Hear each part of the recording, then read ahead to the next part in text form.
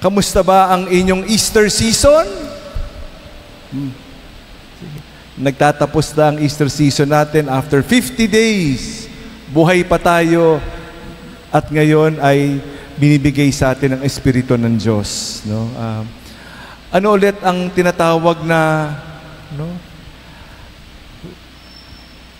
Diba, pinag-usapan natin, diba? Ano yung tawag sa fake love? Mahal-mahalan, di ba? Nagmamahal-mahalan, pero hindi naman mahal. Ano tawag sa fake life? Fake life? Nagbubuhay-buhayan. No? Buhay pa, pero patay na. Buhay sa laman, napakasigla, no? Napakakisig, pero yung kaluluwa, patay. No? Kunyari, buhay-buhayan, pero walang kaluluwa, no? Walang espiritu, di ba? Yun ang isa sa pinakamasahol na muray, no? Parang wala kang kaluluwa, parang wala kang espiritu. Anong tawag sa mga taong walang kaluluwa? Walang espiritu, no? Para kang walang espiritu. Anong klase kang kawalang hiyang tao? Walang kaluluwa, no? Walang espiritu, no? Kaya nagbubuhay-buhayan. Kunyari buhay pero patay na, no? Patay. Alam nyo ba, sino ang pinakamahalaga? Who is the most important in the world? The most important person in the world? Sino ang pinakamahalagang person? The most important person in the world? Si Jesus. Pero, sabi ni Jesus, ako'y aakyat na. Ibibigay ko ang Espiritu Santo. Therefore, who is the most important person in the world? The Spirit of God. The most important now is the Spirit of God. Who is the most ignored person in the world? The Holy Spirit. The most important and the most ignored. Hindi kilala ng mundo ang Espiritu Santo. Ang kilala lang si Jesus. Ang kilala lang ang Diyos Ama, ang Diyos Anak, ang Diyos Espiritu Santo, the most ignored. Kaya tayo ganyan, nagbubuhay-buhayan, puros laman, walang Espiritu ng Diyos. Kaya tayo ganito. Kaya there is a lot to learn today, no? The world does not know Him, no? Kaya ganyan. At magugulat ka sa ating ebanghelyo ngayon, di ba? Sabi niya ulit, balikan natin na sumainyo ang kapayapaan. Kung paano sinugo ko na ganyan din naman sinugo kayo ng Panginoon. Pagkatapos, sila'y hiningahan. Bad breath. Sige, malas nyo na lang mga nasa harap, di ba? Sila'y hiningahan. Sinabi sa niya, tanggapin nyo ang Espiritu Santo, ang patawarin ninyo sa inyong ay kasalanan ay pinatawad na. Ang hindi nyo patawarin ay hindi nga pinatawad. Para pagkatapos niya hingahan, ay yung next line ay forgiveness. Alam niya gaano kahirap. Isa sa pinakamahirap na gawain ng tao ay magpatawad. Marami sa atin ang nakalbo, marami sa atin ay may problema dahil ayaw magpatawad. Hindi kaya. Talaga naman hindi kaya. Hindi natin kaya sa ating sarili lamang. Pero sa lakas ng Espiritu Santo, posible. With the Spirit of God, walang imposible. Because His power, the power of God is in us through the Holy Spirit.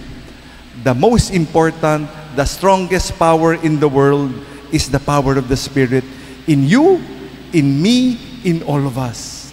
That is the Spirit of God. That is the Holy Spirit. That is the birthday of the church. Today, on the Feast of the Pentecost, is the birthday of the church. What a feast. Today, we also celebrate the 8th day in our Tresenario, our 13-day of masses, series of masses in honor of Saint Anthony of Padua. And we thank God for this. No? We thank God for the Spirit of God, no? The Spirit which renews all things. When is the best day of our life? When is the best day of our lives? Anong pinaka best day ng buhay natin? When? Today. Today is the best day of my life. Can you repeat that? Amen? Do you believe that? You better believe, because tomorrow is another day. Why is it the best day of my life? Kasi buhay pa. Kung wala ka ng buhay, kahit nagapakarami mong biyaya, kung patay ka naman, wala, di ba? Paano ka magpapasalamat? How can there be hope? How can there be forgiveness pag wala ka ng buhay? Kasi nung bata pa ako nung long hair pa ako kasi nung malakas pa ako kasi nung nakakaalala pa ako Noon. Tapos na yun. Nakalipas na yan. Napakaganda mo pa. Di ba? Ikaw yung pinakamaganda. Ikaw yung pinaka-sexy. Noon. Pero, tapos na yun, di ba? Yung nakalipas na. Kahit na gaano ka kaganda, kahit na gaano ka kagaling, tapos na yan. Ang mahalaga, ngayon. The present. Tapos na yan. Ano pa man din, whatever that is, tapos na. Hindi mo na mababalik yung noon. Kasi, the gift of the Spirit is alive. Fresh. It is fresh. Buhay na buhay ang Espiritu ng Diyos. Kaya the best day is now. My best birthday is now. Hindi yung dati. Naku, mas maganda yung birthday ko. Kompleto pa kami. Di ba? Nandun pa lahat. Di ba? Ngayon, lagas-lagas na. Wala na kami. Kulang-kulang na kami. Magpasalamat ka nga. Umabot ka ngayon Di ba? Ikaw hindi ka na umabot ngayon. Di ba? So, there are so many things to be grateful for. Kaya nga paulit-ulit. It is called the present. It is God's present for God. The Spirit of God, fresh and alive today. Kaya forget about tomorrow. Forget about the past. But just now, because the Spirit is fresh. The power of the Spirit is enough. The inspiration of God. Inspire. Hiningahan tayo ng Espiritu ng Diyos. Pag hiningahan ka, salamat sa Diyos, ikaw ay buhay. And because the Spirit of God is alive, walang hinanakit, walang sama ng loob, puros na lang, naku, kasi tinakwil ako kasi inutangan ako kasi tinakwil, niloko ako Let go. The Spirit of God is alive. Liberate yourself. Please liberate yourself from the past and live in the present moment. Live in the Spirit. Live in the Spirit. Huwag tayo mag-alala. Huwag tayo mag-alala. Remember the gospel saying, new wine, new wineskin. New wine, bago yung Espiritu, sariwa. Yung balat ko, makunat na. Paano naging new wineskin? How can it be new wineskin? New wine, new wineskin. Pag pinagsama mo yung new at old, ano mangyayari? Puputok. Puputok kasi yung luma at bago hindi po pwede, di ba? Sa mata ng Diyos, kulubot na yan. Kalbo na yan, di ba? Sa mata ng Diyos. Pero wala naman imposible sa Diyos. Kaya niya gawing bata ang bawat isa sa atin. Amen? Sino matanda dito? Di ba? Lahat tayo, bata, sa grasya ng Panginoon Diyos. With the grace of the Spirit, we are all new. The Spirit is new, the flesh is new. Alleluia, amen. New wine, new wineskin. Huwag ka mag-alala, naku, hindi na ako makatayo, hindi na ako makalakad, puros arthritis na lang. Sige, umangal ka na umangal para mas lalo kang kumulubot, para mas lalo kang kumuba. Sige, umangal ka pa ng umangal. Hayaan mo ang Espiritu ng Diyos, buhayin ka, gawin kang buhay. Pero umangal ka na umangal, naku, hindi ko na kaya magsimba. Naku, wala na. Online mass na lang.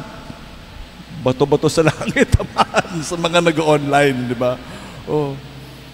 Pero talaga naman, ang Espiritu ng Diyos ay buhay.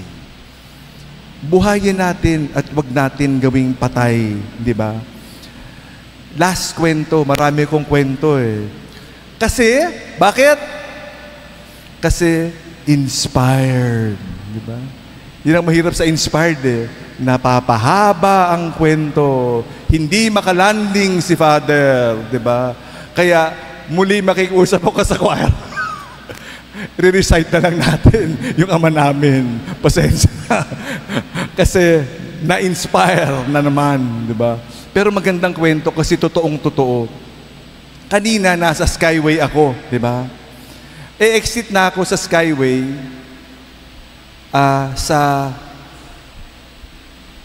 Quirino. Pababa na ako, di ba?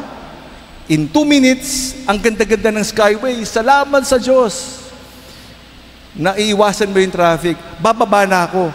Nag-ring yung telepono. Eksaktong-eksakto. Pag-ring ng telepono ko, lumampas ako. Bumagsak ako, nagtahan.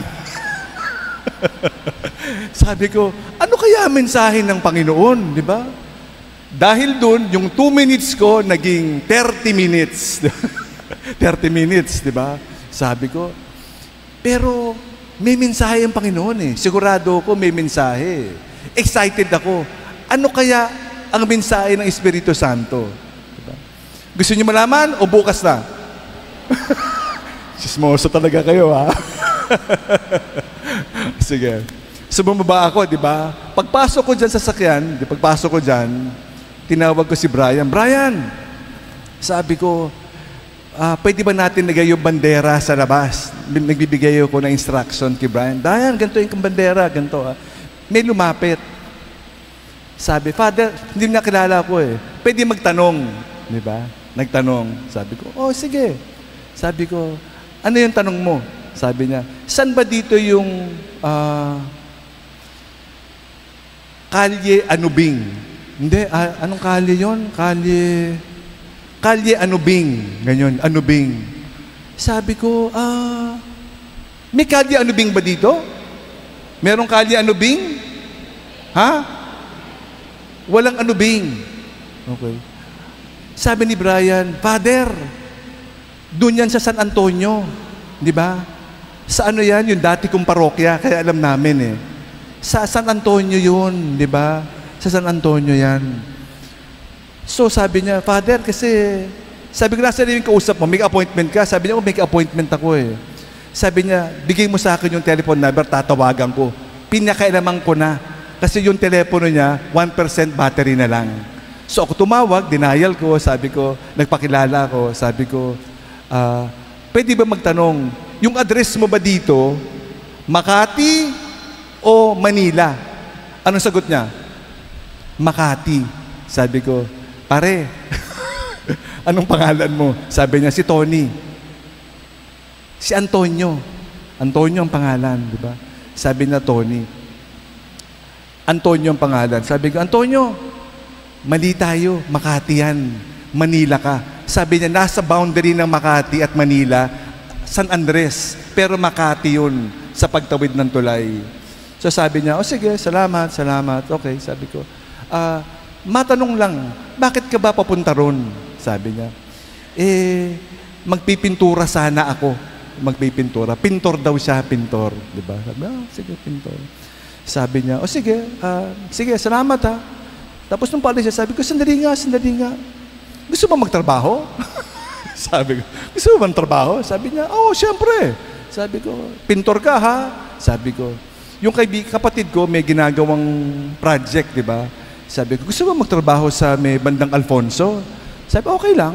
Sabi niya, okay lang. Sabi ko, ano magtrabaho yan? Sabi ko, okay. O sige. Iniisip ko, di ba? Sabi ko, punta ka sa opisina, mag-usap tayo. Habang nag-uusap kami, meron kaming pinagawa. Sabi ko, nandito ka na rin. Artist daw siya. Nagdo-drawing siya. Artist siya, no, artist. Hindi siya pintor. Kala ko pintor eh. Pintor siya, pero artist siya. Gumagawa siya ng mga billboard, gumagawa siya sa eskwelahan, gumagawa siya ang dami ng talents. Sabi ko, wow, di ba? Tapos, sabi ko, marunong kang gumuhit, ha? So, nagdrawing, di ba? Tapos, nagdrawing siya. Sabi ko, meron akong papagawa sa'yo, pwede mong gawin. No? Sabi niya, sige, Father. Ginawa niya, no? Sana mapakita. Pwede ko mapakita sa kanya yung ginawa niya? Pakita mo nga yung 30 fan. Pakita ng 10 fan, no? So, gumawa siya ng paypay, no? Sa kapistahan ng Espiritu Santo. Sana meron akong 500 para mapamigay sa inyo pero konti lang di ba? Papakita ko yung ginawa niya. Gumawa siya ng dove, Holy Spirit. Holy Spirit, di ba? Tapos in-stencil niya, stencil. Kaya mabilis. Pinikunulayan niya, di ba? Nakagawa sila ng 35 fans. I will show to you the fans, di ba? Ginawa niya. Sabi niya, grabe naman, di ba? Imagine, no? Pinagtakpo tayo. Sige. Pinagtakpo tayo, di ba? Mura lang. Gumawa siya ng paypay, advertisement, di ba? Paypay ng Espiritu. Nakikita niyo ba? Yung Espiritu Santo, di ba? Ayan, ha? Di ba? Siya gumawa niyan. Pero hindi pa finished product yan. Hindi pa tapos kakapalan pa yung pintura at saka lalagyan niya ng basta hindi pa tapos, di ba? Pero ginawa niya, he made 33 fans like this. Para may factory bigla sa opisina, di ba? Nagkaroon ng factory. Sabi niyo, kita mo nga naman, ano? Tuwan-tuwa siya kasi paano tayo nagtagpo? Kung hindi ako lumampas, if I was 10 seconds later, our paths would not have crossed. Pero nagtagpo. Ngayon, meron akong bagong best friend. Si Antonio. Kita nyo naman, ha? Kita nyo naman, ha? Kung paano gumalaw ang Espiritu Santo. Eksakto yan. Pag lumampas ka, di ba? Naku, late ako, visit, di ba? Pag visit ka na, di ba? Wala ka na makikita. Hindi mo na makikita ang kamay ng Diyos. Hindi mo na makikita ang Espiritu ng Diyos. Pag naunahan ka na ng visit, di ba? Pero buhay ang Espiritu ng Diyos. Eksakto yan. Eksaktong-eksakto yan. Ikaw dito nakaupo, ikaw dito naglektor, eksakto yan. Walang sobra, walang kulang. Amen? Magtiwala tayo sa Espiritu ng Diyos na buhay. Marami pa akong kukwento sa inyo, sana. Pero kakalbuhin na talaga ako ng choir, di ba? Kaya, pasensya na. At saka may recollection pa tayo pagkatapos, di ba? Nandyan na ba si Father Norman? Nandyan na? Naku, kakalbuhin din ako ni Father Norman, di ba? Kaya pasensya na. Magpasalamat tayo sa Espiritu ng Diyos na buhay. Alleluia. Amen.